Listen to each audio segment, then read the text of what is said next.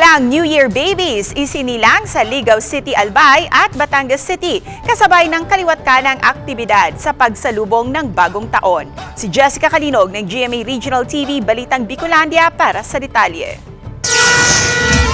Kasabay ng kaliwat kanang mga party, mga paputok at iba pang aktibidad sa pagsalubong ng bagong taon, wala na raw makakapantay pa sa kasiyahan ni Jessica matapos marinig ang pinakaunang iyak ng kanyang anak. 12:35 a.m. nitong January 1 nang isilang niya ang isang baby boy na itinuturing bilang nag-iisang New Year baby sa isang ospital sa Ligaw City, Albay. Masaya, sir. Makaraos, kahit sobrang sakit mag-labor.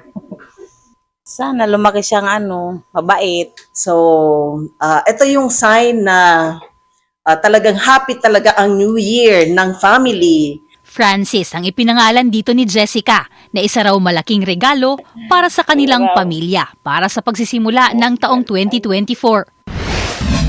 Pasado 1:00 naman ng Enero 1 nang isilang ni Edel ang isang malusog na sanggol na babae sa Batangas City Medical Center.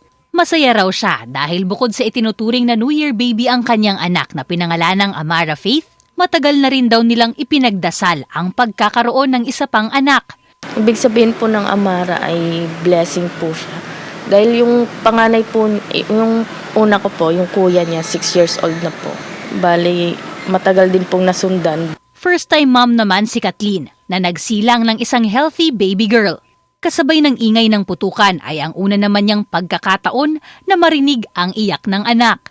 Yung mga na doon po sa operate, sa loob po ng emergency, sobrang tawa din po sila nung habang nilalabas ko po ito. As in, sila po yung mas excited. Hindi man eksaktong 12:00 ng hating gabi, sinilang ang 4 na mga malulusog na sanggol. Itinuturing pa rin silang mga New Year baby at higit sa lahat, biyaya para sa kanilang mga pamilya. Mga 1 to 2 days upon observation at normal po sila kasama ng mga nanay, maaari na po natin silang pauwiin.